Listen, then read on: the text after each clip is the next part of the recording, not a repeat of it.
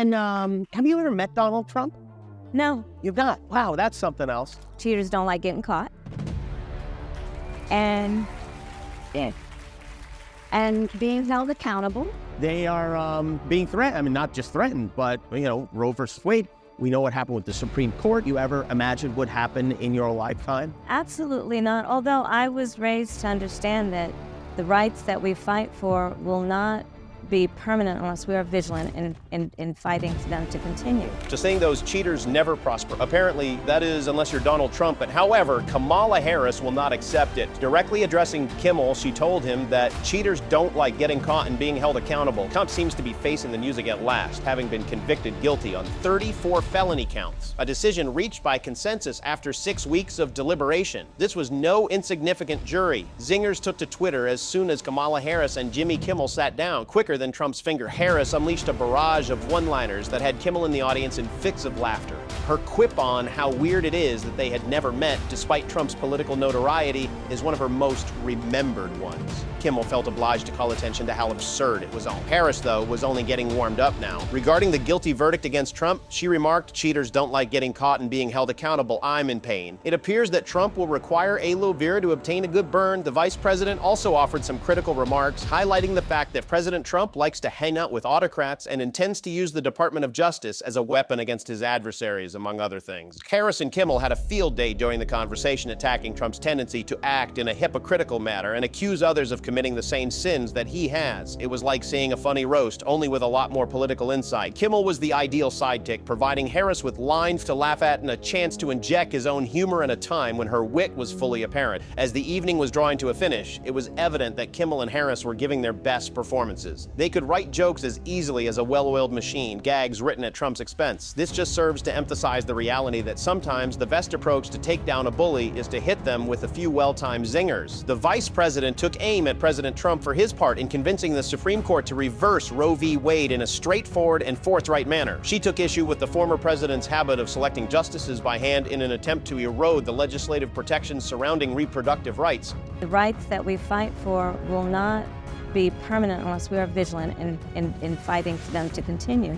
The highest court in our land took a constitutional right from the people of America, from the women of America. And after that, in state after state, laws have been passed to criminalize doctors and nurses. There's a state that provides for prison for life. They did an amazing job of bringing Trump's warped vision to life. Harris also focused on the implications of the court's ruling in the real world. She presented a dismal image of criminal charges being filed against medical professionals, such as doctors and nurses, and of some states' non-exceptional rape and incest laws. People, you are currently navigating a moral and ethical minefield. However, the roasting process did not end there. Harris criticized Trump's legal problems, especially the shocking 34 criminal charges that have been brought against him. Kimmel laughed off the possible consequences of Trump's possible re-election, joining in on the fun as well. He made light of the fact that he was concerned about what may occur if a talk show host who had treated him badly got angry with Trump. Harris acknowledged Trump's well-documented affinity for autocrats and his promises to use the legal system as a weapon against his opponents, but she also went along with that excitement. The two also discussed Trump's obvious hypocrisy. Harris drew attention to the fact that he regularly takes responsibility for wrongdoings that he has committed. This is a classic Trumpian strategy, evading, disputing, and shifting the blame. Harris and Kimmel consistently provided a one-two punch of accessible facts and humor throughout the whole show. There was a healthy touch of comedy in the argument, but they did not downplay the gravity of the issues at hand. When it came to political humor, it was sublime. Celebrity timing expert Jimmy Kimmel made sure Kamala Harris did not get all the fun when she started making fun of Donald Trump. Oh no, he was all business during the interview, making sure to inject some of his own sharp observations into the conversation. Comedian Jimmy Kimmel addressed Harris sharply during her introduction, calling her the third most powerful American in the world after Joe Biden and Taylor Swift. Come on, you're saying Harris and T-Swift are in the same league? That humor is just fantastic. But Kimmel was far from finished. It seems that he was making fun of the farmers markets in California when he stated something like, "They don't have farmers markets in DC," without missing a beat. Harris answered the clever quip about California's pride in its produce, particularly those delicious avocados. Well, I could go anywhere from saying farmers markets. They don't have farmers markets in D.C. California, we're very proud of the produce that we grow here, right? And I've actually spent a lot of time with the farmers. A lively pair had only recently gotten together. As Kimmel prepared them for a more serious topic, Heron with his trademark humor, the audience lapped it up and laughed along with him. Moreover, in reaction to the Supreme Court's decision in Roe v. Wade, Kimmel posed an almost absurd question. Is this something you ever imagined would happen in your lifetime? It was the ideal harmony between Kimmel's customary wit and the seriousness of the matter. However, Kimmel's hunch that Republicans would be reconsidering their position on health care was the true game changer. Additionally, I think we're very focused on abortion, but this certainly affects birth control. And if I had to guess, if he were president again, that's exactly what he would do. I think people are thinking about that, about the fact that they very well might not be able to get birth control in the states they live in, when a body like the Supreme Court can make a decision that is so unpopular. I mean, look at the Dred Scott decision. I mean, this is not the first time that we know the court can make decisions that violate the civil rights of the people. Kimmel kept the audience laughing the entire interview. As they were about to go into a break, he asked Harris what appeared to be a completely random question. However, there were times when there were more than simply jokes and barbs. Kimmel and Harris discussed a wide range of significant subjects, including as Trump's ongoing legal troubles and the ridiculousness of making marijuana use illegals. When the verdict was announced, how do you get that information? Rapidly. Moreover, it should not be overlooked that Kimmel brought up the strain of cannabis known as Camel Kush. Harris's response was perceptive and added some humor and fun to an otherwise very serious subject. Speaking of drugs, now that you mentioned it, cannabis is legal in our state. 3 drug rather than a Schedule 1. It was in a category with heroin, now it's in a category with like steroids. Like, that's good, I assume. Well, look, I think we both agree people shouldn't have to go to jail for smoking weed. No, that's a smarter way. Are you aware that there is a strain of cannabis named after you, Kamala? As the discussion was coming to an end, Kimmel was able to tuck in one more criticism of Trump's power among Republicans. Kimmel smirked knowingly and remarked he would rather run on a problem than focus on finding a solution. After a segment full of wit, humor, and biting remarks, this was the ideal way to close the program. Kamala Harris's masterful blending of somber political analysis with a splash of sardonic spice captivated the audience, showcasing her genuine grasp of the creative balance. She did not run from the challenging problems, though, as she dealt with the devastating Roe v. Wade decision from the Supreme Court. She criticized Trump for his plans to appoint 3 justices to the U.S. Supreme Court, saying that they handpicked 3 members with the intention that they would undo the protections of Roe v. Wade. And understand who is to blame.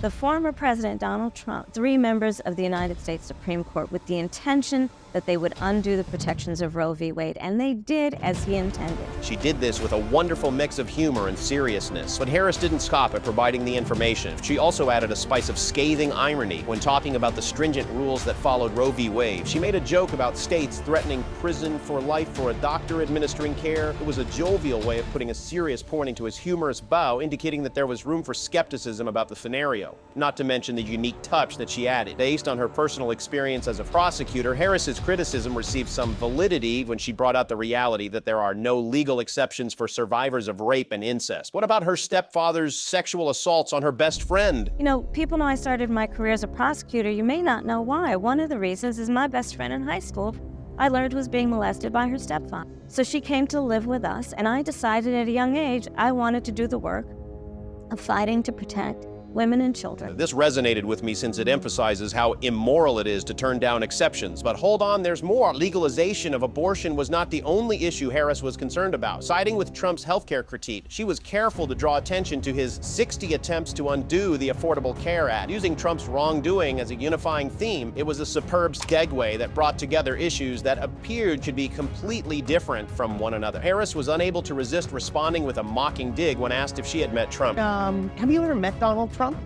No. You've not? Wow, that's something else. How did she react? No, you've not. That's something else. Before becoming a more serious criticism of Trump's behavior and their effects, it began as a humorous moment, not to add the unavoidably humorous aspect of Trump's legal issues. Making the accusation that cheaters don't like getting caught and being held accountable, Harris was able to bring up his 34 felonies in a sharp way without taking away from the discussion. Harris never let the commotion surrounding him get in the way of seeing the bigger picture. We still have an intact democracy with 3 co-equal branches of of government, she said, emphasizing to the audience the importance of voting and democracy. It was a humorous package that included a call to action. Harris was calm when the discussion turned to speculation about Trump's chances of winning the presidency again. To emphasize his authoritarian inclinations, she remarked explicitly, "He says he'll be a dictator on day one and admires dictators." Still, the steps her government was doing to protect democratic norms provided a counterbalance to the unsettling notion under discussion. Jimmy Kimmel and Kamala Harris skillfully combined humor with incisive political insight in their conversation. The talk's tone was purposefully crafted to appeal to its target audience, which consisted of politically committed liberals. It was like watching someone mix a tasty political cocktail right in front of your eyes with just the right amount of complexity, sarcasm, and humor to keep the audience interested. Kimmel's lighthearted asides provided the ideal concluding remarks, bringing a little humor to the otherwise serious topics discussed. Ladies and gentlemen, let's be honest, this was more than simply a lighthearted performance. The senator had no hesitation in outing Trump's wrongdoings and the real-world impact from his conduct. She revealed some startling facts, such how Trump's fondness for autocrats and his intention to use the Department of Justice as a weapon are unacceptable. You were made to sit up and take notice of what was going on at that very moment, even if you found Kimmel's small-time jokes funny. The fact that this conversation never seemed like a political lecture made it interesting. Herein lies the genius of this discourse. Harris and Kimmel had an almost personal chemistry that gave the impression that you were listening in on a conversation between two astute and intelligent friends. They created a tapestry of information and entertainment that suited the tastes of their audience by deftly fusing political analysis with their own experiences.